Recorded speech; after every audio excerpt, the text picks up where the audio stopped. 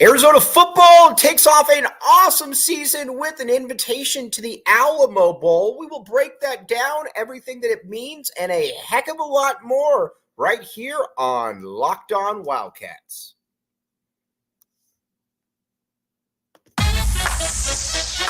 You are Locked On Wildcats, your daily podcast on the Arizona Wildcats, part of the Locked On Podcast Network, your team every day.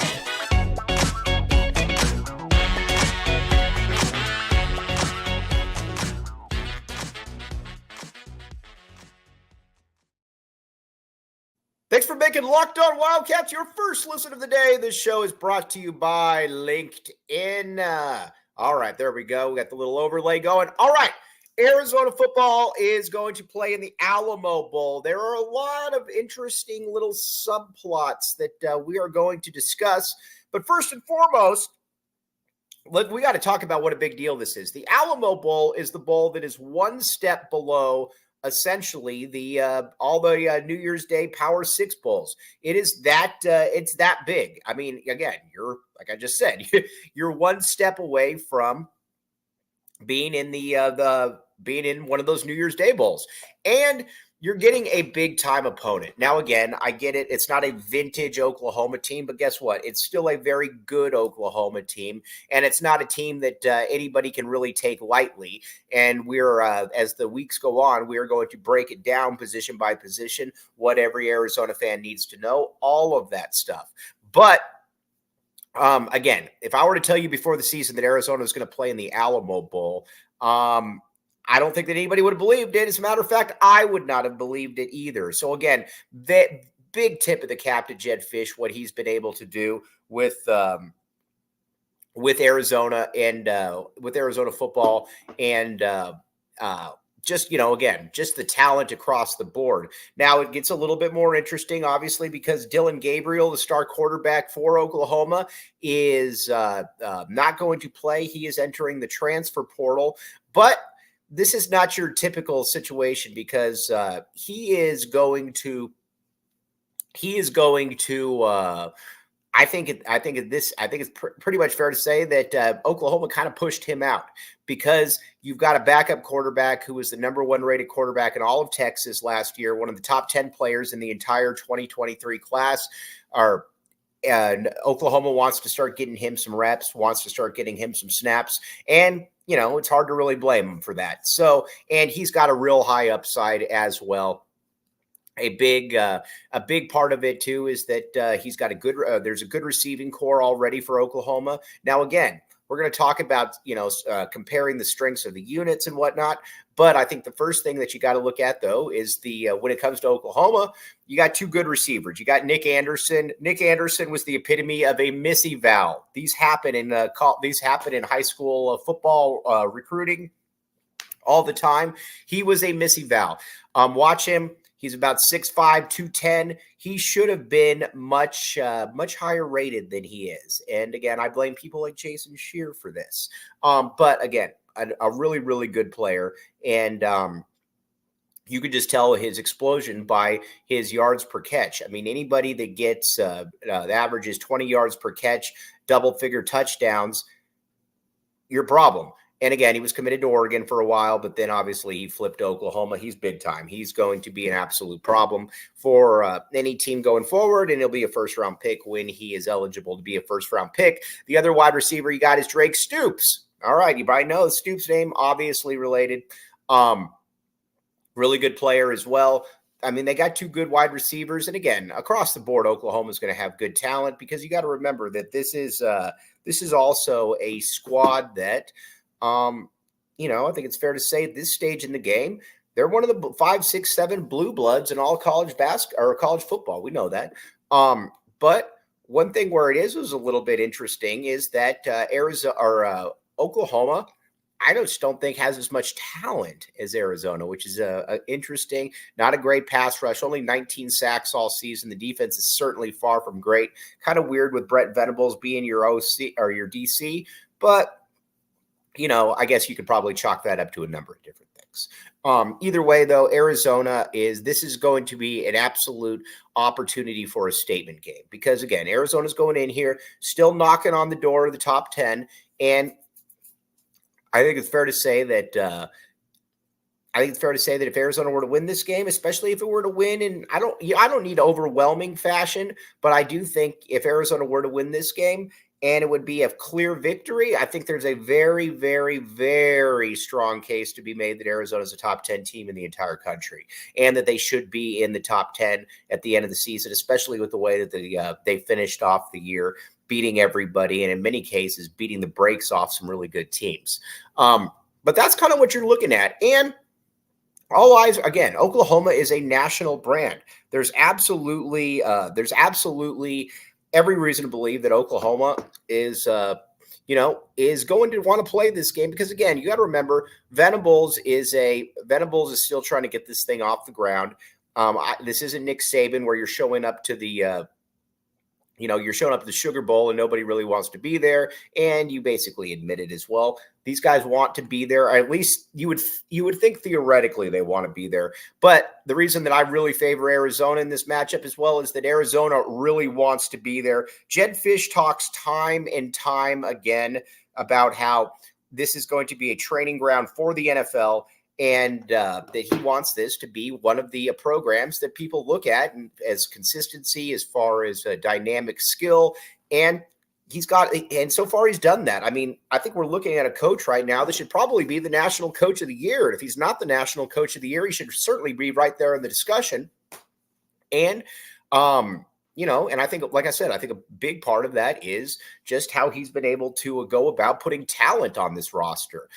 Arizona, this game was essentially a pick'em game, and then obviously Dylan Gabriel was announced wasn't going to play, so that moved it into Arizona's favor. But just think about that for a second. On a neutral field, I mean, it's in Texas, but Arizona, Oklahoma, before the season would essentially be a pick'em game. Just think about that for a second and just how wild that is. And I think that's the ultimate indication of just how far Arizona has come under Jedd Fisch, that this game is viewed as a pick'em game.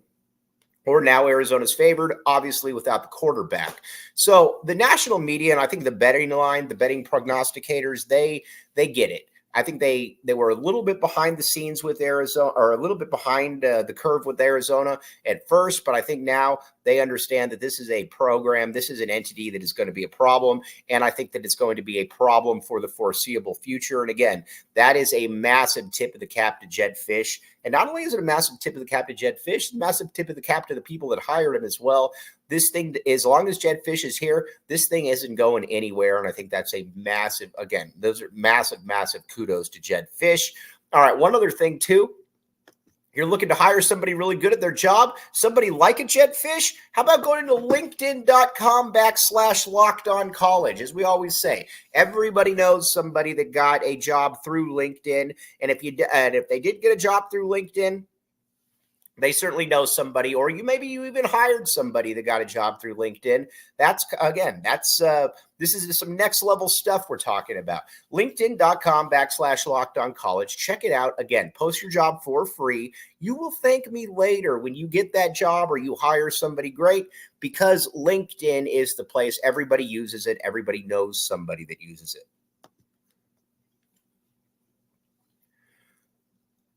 Thanks for keeping it locked on Wildcats and making this your first listen of the day. I am your host, Mike Luke. All right, now, the next step that we got with Arizona football is let's start looking at a few of the matchups here and just kind of, breaking down the units.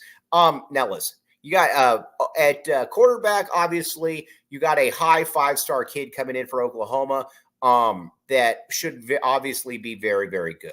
But I think at this stage in the game, it's also fair to say that Noah Fifita is the leader in the clubhouse. I mean, there aren't many quarterbacks in the country playing better than Noah Fifita. And not only are there not many quarterbacks in the country playing better than Noah Fifita, how many would you really rather have than Noah Fifita? Noah Fifita is playing this game at a next level. And again, when you're completing 75% of your passes, not only 75% of your passes, but you're putting the ball in the end zone. All the talk about how He was a game manager and all of this. That was all poppycock. I think that I think everybody knows at this stage that this dude was more than a game manager. He was he's a big time player. Arizona's got the advantage there. Then in the backfield, there aren't many running back combinations in the country that I'm taking over.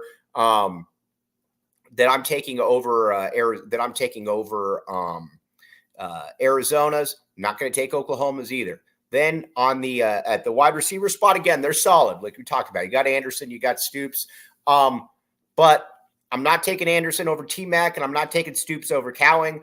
After that, maybe it gets a little interesting, but right there, I think Arizona actually matches up pretty well with them. Then O-line, this will be interesting. I would expect Jordan Morgan to sit out. Again, no inside information on that, but I would certainly expect Jordan Morgan to sit out.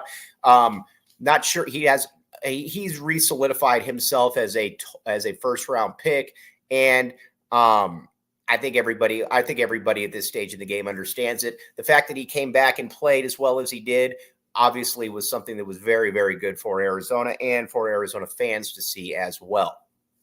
Then after that, you've also got on the D-line, Arizona's D-line's better.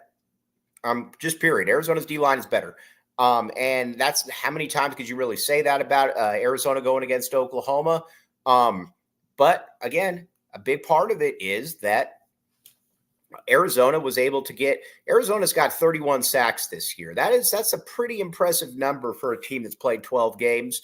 Again, averaging 2.5 sacks per, and it's spread out. Now, listen, Taylor Upshaw obviously has the 8.5 sacks, but then Isaiah Ward's got 3. Deuce Davis has 2.5.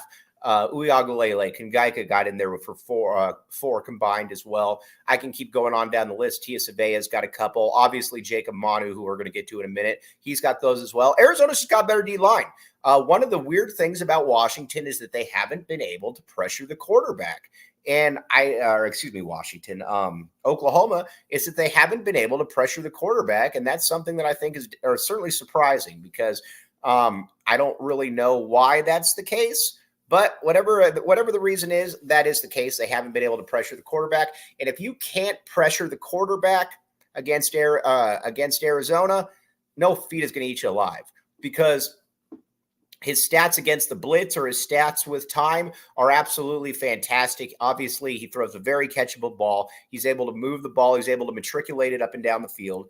And again, he just looks natural doing it.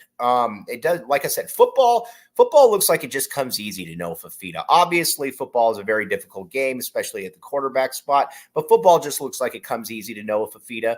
And again, that's a tip of the cap to him, his work ethic, his pops, everybody that put into it. That D-line, though, I think is going to have a hard time against Arizona's O-line.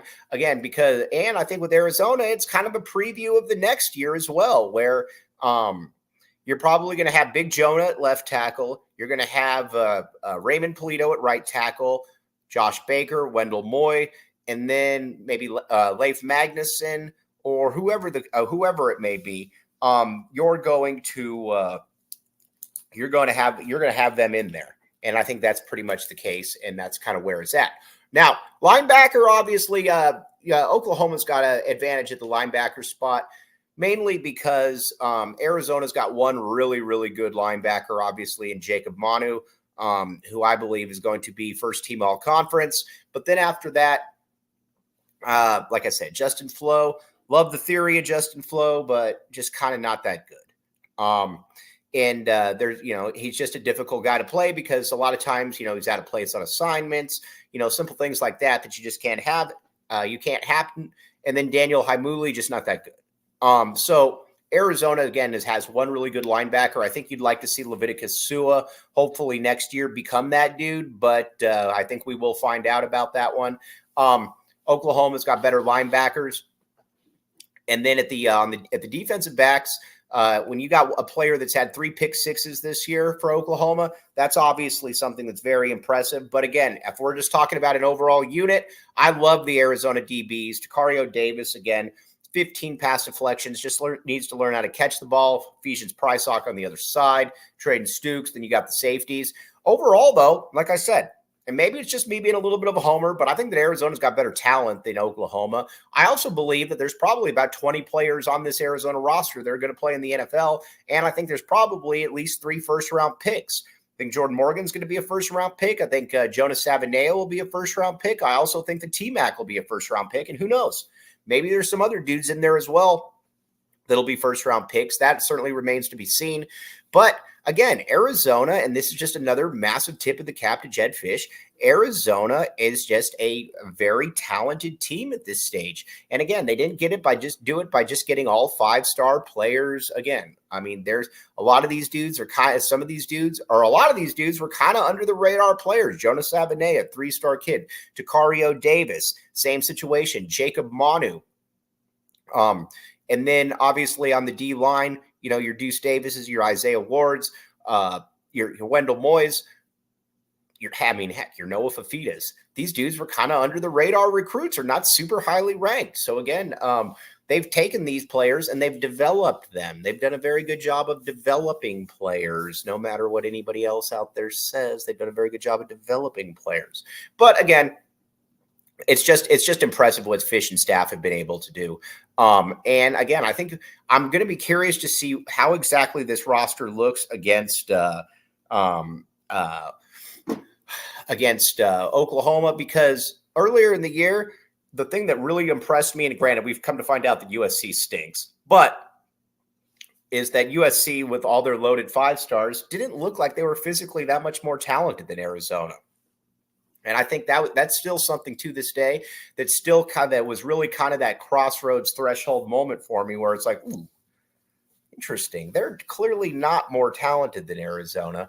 And Oklahoma, kind of that same thing. I'm just curious to see how Arizona looks on the field next to them and how exactly all of that transpires. Now, what would a win mean for Arizona? But first, if you want to bet on this game, FanDuel, FanDuel.com/LockedOnCollege. Check it out. Now, you will be able to bet on basically anything you want. You want to bet on college football, you want to bet on college basketball and NBA, NFL. This is the time to get in there. Not that you need any more stuff for sports, but it's still more enjoyable when you got a little bit of skin in the game, a little bit of cash flow. Check it out. Again, FanDuel.com/LockedOn. All kinds of good stuff.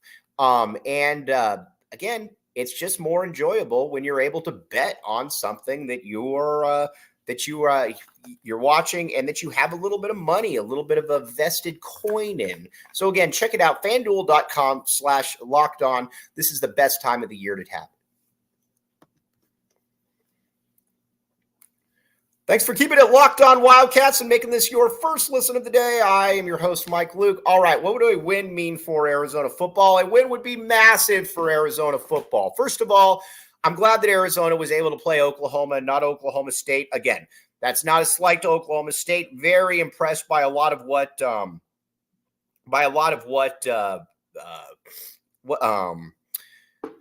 Mike Gundy's been able to do at Oklahoma State. But with Oklahoma, it's a little bit different. You've just got the name, you've got the prestige, you've got all of that. Arizona being able to knock them off, I think vaults them into the top 10. I think it's difficult not to put Arizona in the top 10 for a variety of reasons. First, you'd be 10-3. You're playing your best football at the end of the season. Not only are you playing your best football at the end of the season, you beat some really good teams in the process. And the teams that you lost to, like a Washington, you were right in that game in the second half, and you could easily make the case that you outplayed Washington in the second half. Actually, you can't easily make the case. You will make the case they outplayed Washington, because they did. So there would be that. But again, so much of this to me is a springboard for 2023.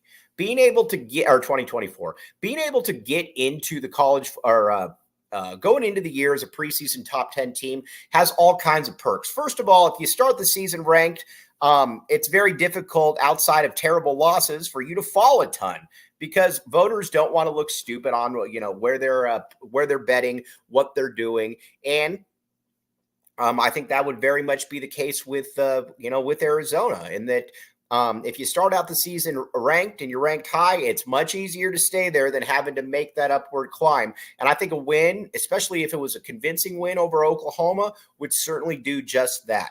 And it's going to be an interesting, because all eyes are going to be on Arizona at this stage. Now, listen, Arizona has done a lot of really good stuff, but they've also kind of flown under the radar a little bit. In that, the national media knows it's a good story, but you still kind of wonder how much of Arizona have they really watched. They'll be watching the Oklahoma game. And it's another big opportunity for Noah Fifita. Noah Fifita is going to be kind of a dark horse Heisman candidate next year. And it makes perfect sense. You got a really good O-line in front of you. You got T-Mac coming back. The wide receivers, the running backs, I'll never worry about with Jedd Fisch. Again, that's his baby. That's what he's known to do. And then defensively, it's going to be a unit too that's going to have a lot of expectations on it. Not only a lot of expectations, a very deserved expectations, because you got a lot of playmakers around. You got a lot of playmakers on that squad, on that side. So again, we'll find out there. But again, there's a lot to make of this team and what they're able to do. Not only is there a lot to make, about this. There's also a really impressive way to say that Arizona football is going to possibly play in the college football playoffs next year. Obviously, it's an expanded field. And not only is it an expanded field, it is it's a field that I think Arizona can absolutely do some damage in. But first things first, you got to be able to win you got to be able to win this game. And for Big 12 solidarity, send these Oklahoma Sooners off with their tail between their legs. All right. As you all know, there's no better time to back the A, because, again, Arizona basketball is ranked number 1 in the country, and I don't see that changing for a while. How did we get here? What does that mean going forward? We're going to talk about all of that and more, but as always, thanks for making Locked On Wildcats your first listen of the day.